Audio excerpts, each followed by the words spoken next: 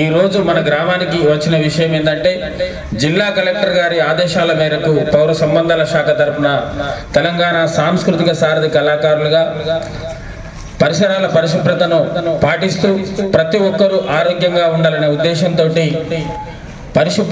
పరిసరాలను పరిశుభ్రంగా ఉంచడంలో ఇప్పటికే పలుమార్లు మన కార్యక్రమాలు కొనసాగుతున్నప్పటికీ పరిసరాల శుభ్రత అనేది ఒక్కరోజు ఆగిపోయేది కాదు, నిరంతర ప్రక్రియ. కాబట్టి మన ఇంటిని ఏ విధంగా అయితే పరిశుభ్రంగా ఉంచుకుంటామో పరిసరాలను కూడా అదే తీరుగా పరిశుభ్రంగా ఉంచుకోవాల్సిన అవసరం ఉంది.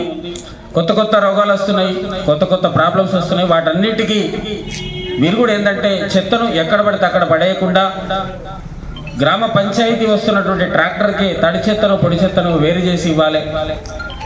మూర్లల్లో మనం చెత్త పడేసినట్టుంటే రేపు వర్షం పడ్డనాడు అది అడ్డం తిరిగి రోడ్ల మీదకి నీళ్ళు వచ్చి మన ఇళ్ల వరకు కూడా నీళ్ళు వచ్చే అవకాశం ఉంటుంది.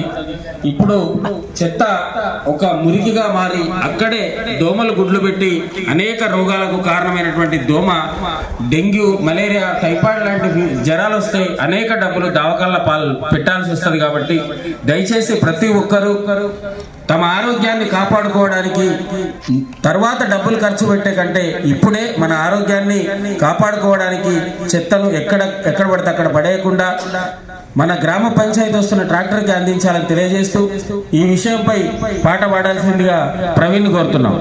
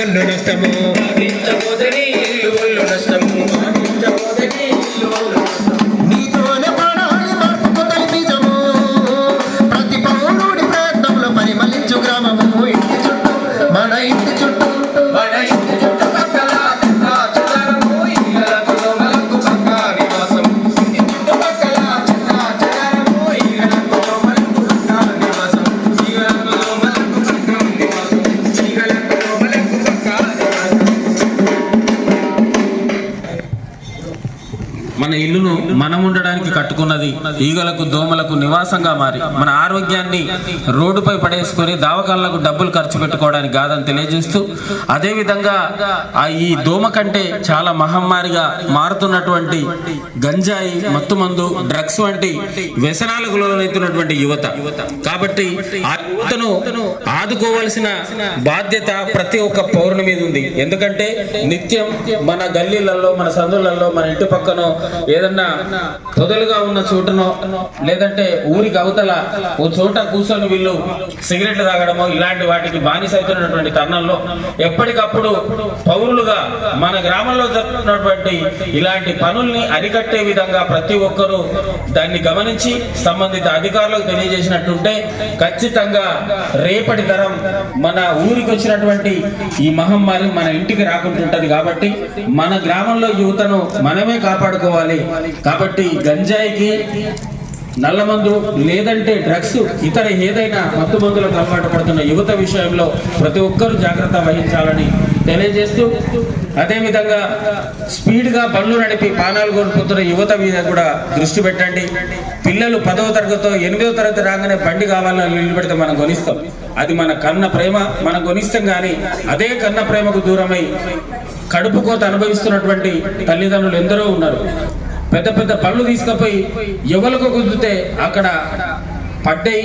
2 ప్రాణాలు మాత్రమే కాదు, 2 కుటుంబాలు రోడ్డు మీద పడ్డట్టు ఒక యాక్సిడెంట్ అంటే. కాబట్టి దయచేసి మన ప్రాణాలు, మన పిల్లల ప్రాణాలతో పాటు రోడ్డు మీద నడిచేటువంటి వాహనదారుల ప్రాణాలు కూడా ప్రమాదం నడపండి.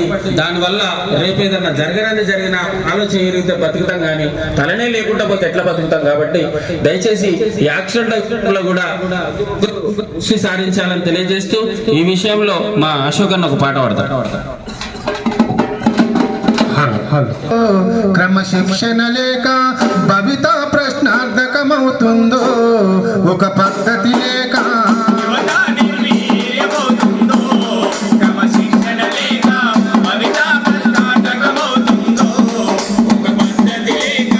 యువత నిర్వీర్యమవుతుందో, క్రమశిక్షణ లేక భవిత ప్రశ్నార్థకమవుతుందో, ఒక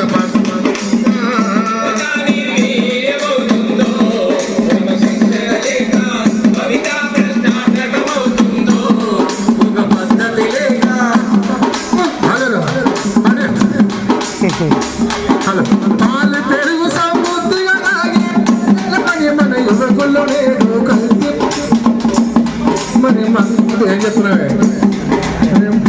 హలో నెట్వర్క్ వస్తలేదు.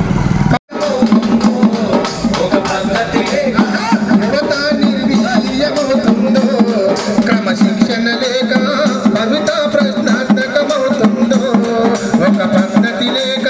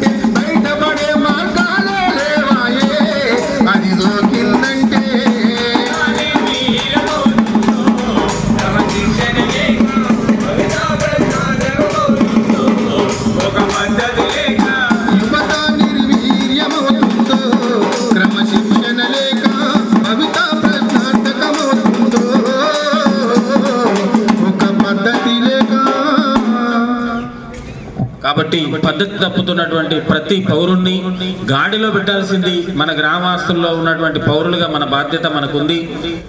ఇప్పటికే పోలీస్ డిపార్ట్మెంట్ ఈ విషయంపై చాలా సీరియస్ గా పనిచేస్తున్నప్పటికీ ప్రతి వ్యక్తి దగ్గరికి ప్రతి పోలీస్ వెళ్ళి పనిచేయలేడు కాబట్టి ప్రతి పౌరులు పోలీసుతో సమానమని చెప్పినటువంటి పోలీసు వారి ఉద్దేశాన్ని అందరు గమనిస్తూ మన గ్రామంలో జరుగుతున్నటువంటి అసాంఘిక కార్యకలాపాల మీద ఒక దృష్టి వేయాలని తెలియజేస్తూ, అదేవిధంగా ఎండాకాలం మొదలయ్యింది, ఎండలు తీవ్రత పెరిగింది. ఎక్కడ లేని విధంగా మన ధరంపూరి ప్రాంతంలోనే అత్యధికంగా ఎండలు ఉన్నాయి కాబట్టి మన ఎండ దెబ్బ తగలకుండా ఎప్పటికప్పుడు అప్రమత్తంగా ఉండాలంటే మనం పొద్దున్నే మబ్బుల్ని వెళ్ళి మన పనులు ముగించుకొని మధ్యాహ్నం తప్పనిసరిగా ఇంట్లోనే లేదంటే నీటి పట్టునే మంచిగా చల్లనీళ్ళు తాగి ఉండాలని తెలియజేస్తూ, మన ఆరోగ్యం మనం కాపాడుకుంటేనే రేపటి భవిష్యత్తు ఉంటుంది కాబట్టి దయచేసి ఎండాకాలం మీ ఆరోగ్యాన్ని మీరు కాపాడుకోవాల్సిందిగా తెలియజేస్తూ ఈ కార్యక్రమంపై ఉద్దేశించి మాట్లాడాల్సిందే కార్యదర్శి గారిని కోరుతున్నాం. వచ్చిన కళాకారుల బృందానికి అందరికీ ధన్యవాదాలు తెలుపుకుంటూ, ముఖ్యంగా ఈ మన విలేజ్లో వచ్చేసి మన మత్తు పదార్థాలకి చాలామంది బానిస అవుతున్నారు. దాని గురించి కొంచెం మనం ఫోకస్ చేస్తే మన గ్రామాన్ని మన గ్రామం అంటే మనమే, మళ్ళీ ఎవరో కాదు మనల్ని కాపాడుకున్నట్టు వాళ్ళు అవుతాం. ఇంకొక విషయం ఏంటంటే వీళ్ళు చెప్పినట్టు నిజంగా చిన్నపిల్లలకి బండ్లు ఇస్తున్నారు, అది కొంచెం జాగ్రత్త వహించాలి. మనం చిన్నపిల్లలు మనం రోజు చూస్తున్నాం, టీవీలలో చూస్తున్నాం, పేపర్లలో చూస్తున్నాం, ఎంతోమందికి యాక్సిడెంట్లు అవుతున్నాయి హెల్మెట్ ధరించకపోవడం. 3 రోజుల క్రితం మా పంచాయతీ సెక్రటరీ పాపం రోడ్డు క్రాస్ చేస్తుండగా 10వ తరగతి పిల్లలే ముగ్గురు మా ట్రిపుల్ రైడింగ్ వెళ్ళి ఫాస్ట్గా గుర్తిస్తే పాపం స్పాట్లో చనిపోయాడు. ఒక పంచాయతీ కార్యదర్శి జయనగ్రామం చేసిన పాషా గారు. సో ఏంటంటే ఇప్పుడు ఆయన చనిపోయాడు, వాళ్ళ కుటుంబం రోడ్డు మీద పడ్డది. వీళ్ళ ముగ్గురు పిల్లలు 10వ తరగతి ఎగ్జామ్స్ ఉన్నాయి ఇప్పుడు వచ్చే నెలలో. వాటికి ప్రిపేర్ అవ్వాలా, అక్కడ స్టేషన్లో కూర్చోాలి, వాళ్ళ తల్లిదండ్రులు 3 కుటుంబాల తల్లిదండ్రులు బాధపడాలా, ఇదంతా అవసరమా? వాళ్ళకి బండి ఇవ్వకుండా వాళ్ళ జాగ్రత్త మనం చూసుకుంటే అయిపోతుంది కదా. సో ఇట్లాంటి వాటికి కొంచెం మీరు జాగ్రత్త వహించాలి, శ్రద్ధ వహించాలని కోరుతూ ధన్యవాదాలు తెలుపుతున్నాను. Thank you sir. మన ఊరు పక్కనే జరిగినటువంటి ప్రమాదాన్ని గుర్తు చేసిండు కాబట్టి మన పిల్లలు ఆ పరిస్థితికి రావద్దంటే మనం అప్రమత్తంగా ఉండి తీరాలి. కాబట్టి ఈ కార్యక్రమానికి సహకరించినటువంటి ప్రజాప్రతినిధులు, అదేవిధంగా అధికారులు, ముఖ్యంగా గ్రామ పెద్దలందరికీ పేరు పేరున తెలంగాణ సాంస్కృతిక సారథి పక్షాన కళాభివందన తెలియజేసుకుంటూ ముగిస్తున్నాం. Thank you. అన్న ఒక ఫోటో తీద్దాం.